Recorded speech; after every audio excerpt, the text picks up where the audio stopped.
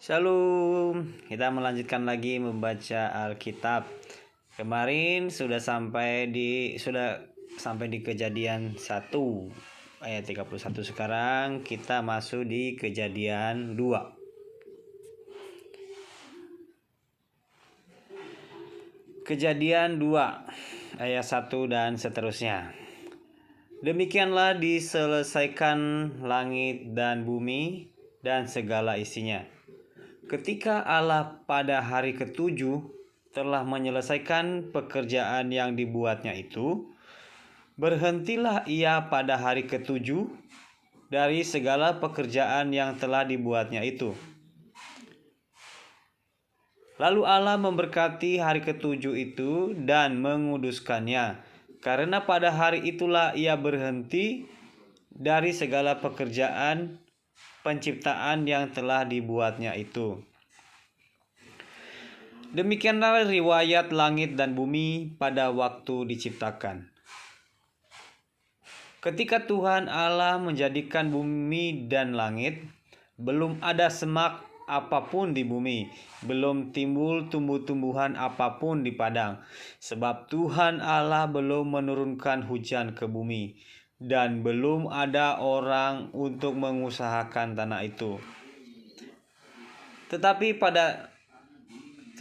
ada kabut naik ke atas dari bumi dan membasahi seluruh permukaan bumi itu.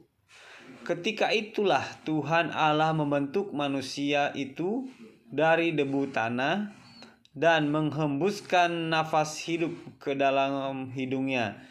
Demikianlah manusia itu menjadi makhluk yang hidup. Kejadian 2 ayat 8. Perikopnya manusia dan Taman Eden. Selanjutnya Tuhan Allah membuat taman di Eden di sebelah timur. Disitulah ditempatkannya manusia yang dibentuknya itu.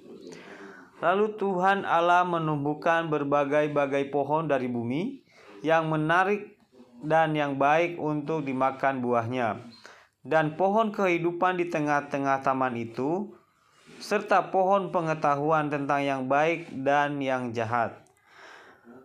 Ada suatu sungai mengalir dari Eden untuk membasahi taman itu, dan dari situ sungai itu terbagi menjadi 4 cabang. Yang pertama namanya Pison, yakni yang mengalir mengelilingi seluruh tanah Hawila, tempat emas ada, dan emas dari negeri itu baik. Di sana ada damar, bedola, dan batu krisopras. Nama sungai yang kedua ialah Gihon, yakni yang mengalir mengelilingi seluruh tanah Kus. Nama sungai yang ketiga ialah Tigris, yakni yang mengalir di sebelah timur Asyur. Dan sungai yang keempat ialah Efrat. Tuhan Allah mengambil manusia itu dan menempatkannya dalam Taman Eden untuk mengusahakan dan memelihara taman itu. Lalu Tuhan Allah memberi perintah ini kepada manusia.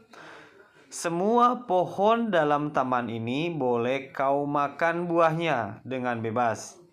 Tetapi pohon pengetahuan tentang yang baik dan yang jahat itu janganlah kau makan buahnya, sebab pada hari engkau memakannya pastilah engkau mati. Tuhan Allah berfirman, tidak baik kalau manusia itu seorang diri saja. Aku akan menjadikan penolong baginya yang sepadan dengan dia. Lalu Tuhan Allah membentuk dari tanah segala binatang hutan dan segala burung di udara. Dibawanyalah semuanya kepada manusia itu untuk melihat bagaimana ia menamainya. Dan seperti nama yang diberikan manusia itu kepada tiap-tiap makhluk yang hidup, demikianlah nanti nama makhluk itu. Manusia itu memberi nama kepada segala ternak, kepada burung-burung di udara, dan kepada segala binatang hutan. tetapi baginya sendiri ia tidak menjumpai penolong yang sepadan dengan dia. Lalu Tuhan Allah membuat manusia itu tidur. Nyenyak. Ketika ia tidur, Tuhan Allah mengambil salah satu rusuk daripadanya, lalu menutup tempat itu dengan daging. Dan dari rusuk yang diambil Tuhan Allah dari manusia itu, dibangunnyalah seorang perempuan, lalu dibawanya kepada manusia itu.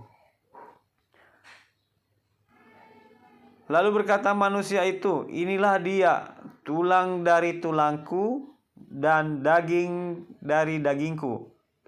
Ia akan dinamai perempuan, sebab ia diambil dari laki-laki. Sebab itu, seorang laki-laki akan meninggalkan ayahnya dan ibunya dan bersatu dengan istrinya, sehingga keduanya menjadi satu daging.